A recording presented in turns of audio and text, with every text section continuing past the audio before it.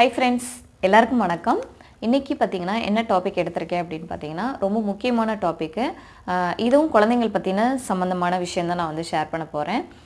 தாய்ப்பால் வந்து எப்படி குழந்தைங்களுக்கு நிறுத்துறது அப்படிங்கிற விஷயம் தான் நான் வந்து ஷேர் பண்ண போகிறேன். தாய்ப்பாலை நம்ம நிறுத்தணும் அப்படின்னு நம்ம வந்து வாய் விட்டு நம்ம வந்து சொல்லிட்டோம் அப்படின்னாவே நம்ம வீட்டில் எல்லாரும் என்ன சொல்லுவாங்கன்னு பார்த்தீங்கன்னா, ஒரு குரூப் சொல்லுவாங்க, ஏன் பாலை நிறுத்துற, இன்னும் கொஞ்சம் நாள் கொடு அப்படின்னு சொல்லுவாங்க. இன்னொரு குரூப் பார்த்தீங்கன்னா, இல்லை சீக்கிரம் நிறுத்திடு, ஏன்னா உன் உடம்பு போகுது அப்படின்னு சொல்லுவாங்க. இதில் எந்த குரூப்புன்னு நீங்கள் வந்து யார் சொல்லியிருப்பாங்கன்னு நீங்கள் வந்து ஃபிக்ஸ் பண்ணிக்கோங்க. அப்புறம் ஷேர் பண்ணுறேன், நான் என்னோட குழந்தைக்கு எப்படிலாம் பாலை நிறுத்தினேன், எந்த மாதிரி விஷயங்கள்லாம் நான் கடைப்பிடிச்சேன் அப்படிங்கிற விஷயத்தை நான் வந்து உங்கள்கிட்ட ஷேர் பண்ணுறேன். நான் ஷேர் பண்ணுறதுனால உங்களுக்கு வந்து யூஸ்ஃபுல்லாக இருந்தது அப்படின்னா கண்டிப்பாக இந்த விஷயத்த நீங்கள் எடுத்துக்கோங்க. ஓகே, நான் எப்படிலாம் ஸ்டாப் பண்ணேன் அப்படின்னு பார்த்தீங்கன்னா, நான் வந்து 3 விஷயத்த வந்து என்னோட பொண்ணுக்கு வந்து நான் கரெக்டாக விஷயத்த ஃபாலோ பண்ணேன். என்னன்னு பார்த்தீங்கன்னா, என்னோட பொண்ணுக்கு வந்து 1.5 வயசு ஆயிருக்கணுன்ற ஒரு விஷயத்த நான் வந்து எடுத்துக்கிட்டேன். அதே மாதிரி 15லேருந்து 18 மாதத்துக்குள்ளே நிப்பாட்டணும்னு நினச்சேன். அதே மாதிரி நான் எய்ம் பண்ணேன்.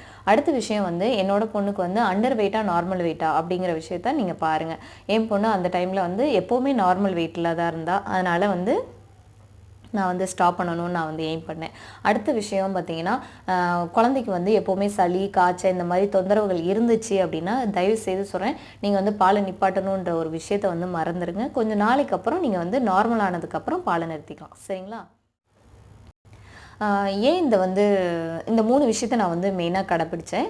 ஏன் இந்த 3 விஷயம்னு பார்த்தீங்கன்னா, 15லேருந்து 18 மாதம் அப்படின்னாவே குழந்தை வந்து ஒரு நார்மலான ஃபுட் வந்து எடுத்துக்க ஆரம்பிப்பாங்க. அப்போ வந்து நம்ம பால் வந்து அவ்வளோவா தேவை இருக்காது. அதனால் வந்து நம்ம வந்து கண்டிப்பாக குறைச்சிக்கணும்.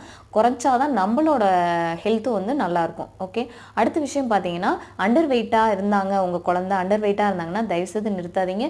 ஏன்னா ரொம்ப பால் கொடுக்காமல் இருந்தீங்கன்னாவே இன்னும் அதை விட இன்னும் அண்டர் வெயிட்டாக போவாங்க. அதனால நார்மல் வெயிட் வந்ததுக்கப்புறம் நீங்கள் வந்து குழந்தைக்கு பாலை நிறுத்துங்க. அடுத்த விஷயம், சளி தொல்லை, ஃபீவர் இந்த மாதிரி இருந்துச்சு அப்படின்னா, ஏன்னா வந்து அந்த மாதிரி வைரஸ் வந்து அடிக்கடி குழந்தைக்கு வந்து அஃபெக்ட் பண்ணிகிட்டே இருக்கிறப்போ மெயினான ஃபுட் எதில் இருக்குது, சத்து எதில் இருக்குதுன்னு பார்த்தீங்கன்னா தாய்ப்பாலில் இருக்குது. அதனால் அந்த மாதிரி பிரச்சனையெல்லாம் இல்லாமல் இருக்கிற சமயத்தில் நீங்கள் வந்து பாலை நிப்பாட்டலான்ற ஒரு எய்ம் பண்ணுங்கள். ஓகேவா?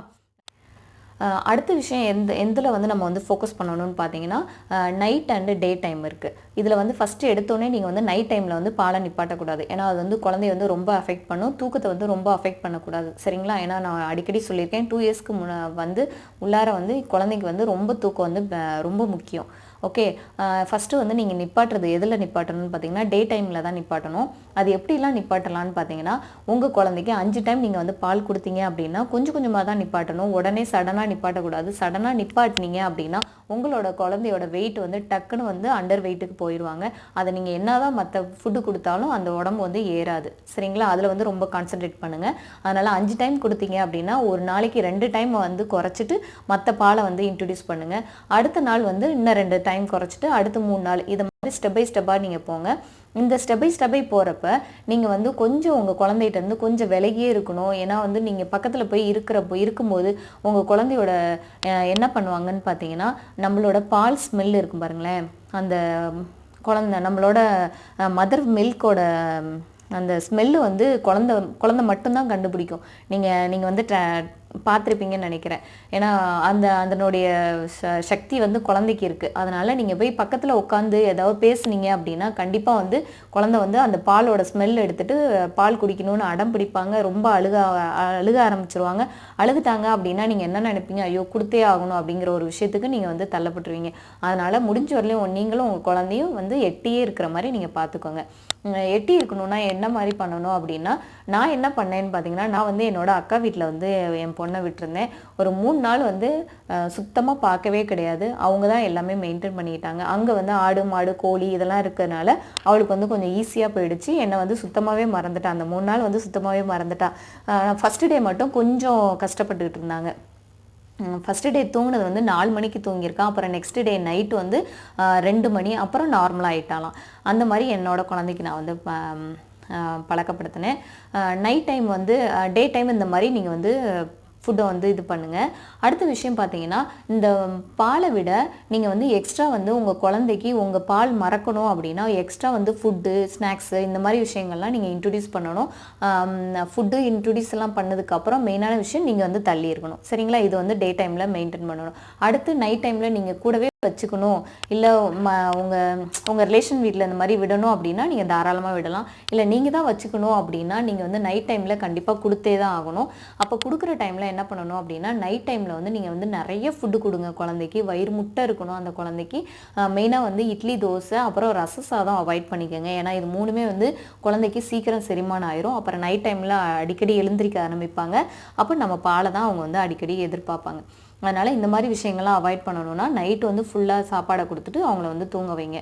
அதுக்கப்புறம் வந்து நைட்டு வந்து கொஞ்சம் பெரிய பாட்டிலில் வந்து பால் கொடுத்து பழகுங்க. ஸோ இந்த மாதிரி விஷயத்தில் தான் வந்து குழந்தைக்கு வந்து பாலை நிப்பாட்டணும். அவங்களுக்கு வந்து ஃபுட்டு, சாப்பாடு எல்லாமே வந்து கரெக்டாக கொடுத்துறீங்க அப்படின்னா நம்மளோட மில்கை வந்து கம்மி பண்ணிக்குவாங்க. அடுத்து பார்த்தீங்கன்னா இப்போ நம்ம வந்து குழந்தைக்கு வந்து பால், ஸ்நாக்ஸ் இதெல்லாம் கொடுத்ததுனால பாலை வந்து மறக்கடிச்சிட்டாங்க. இப்போ நம்மளோட பாலை என்ன பண்ணுறதுன்னு பார்த்தீங்கன்னா நம்ம வந்து அப்படியே வந்து பிரஸ்ட்லேயே வந்து விட்டுறக்கூடாது. அந்த மாதிரி விட்டீங்க அப்படின்னா என்ன ஆகும்னு பார்த்தீங்கன்னா அந்த பாலானது கட்டியாக மாறும். கட்டியானது வந்து ரொம்ப பிரச்சனையை உண்டு பண்ணும். அந்த மாதிரிலாம் பிரச்சனை வராமல் இருக்கிறதுக்கு நம்ம என்ன பண்ணணும்னு பார்த்தீங்கன்னா நீங்கள் வந்து இன்ஜெக்ஷன் இல்லை மற்ற மெடிசன் எடுக்கிறதுக்கு முன்னாடி நான் வந்து என்ன ஃபாலோ பண்ணணும் அதை நான் வந்து உங்கள்கிட்ட ஷேர் பண்ணுறேன். நான் என்ன பண்ணேன்னு பார்த்தீங்கன்னா குழந்தை எந்தெந்த டைமுக்கு பால் குடிக்குமோ அந்தந்த டைமுக்கு நான் வந்து பிரஸ்ட்லேருந்து பாலை எடுத்து விட்டுருவேன். இதே மாதிரி நான் வந்து 1 வீக் ட்ரை பண்ணேன். அதே மாதிரி நார்மலாக வந்து என்னோட பிரஸ்ட் ஃபீடிங் வந்து ஸ்டாப் ஆகிடுச்சு. அப்புறம் இந்த மாதிரி நான் பண்ணேன். அப்புறம் இன்னொரு முக்கியமான விஷயம், இப்போ உங்கள் குழந்தை 1 வாரம் பால் குடிக்காமல் ஸ்டாப் பண்ணிட்டீங்க.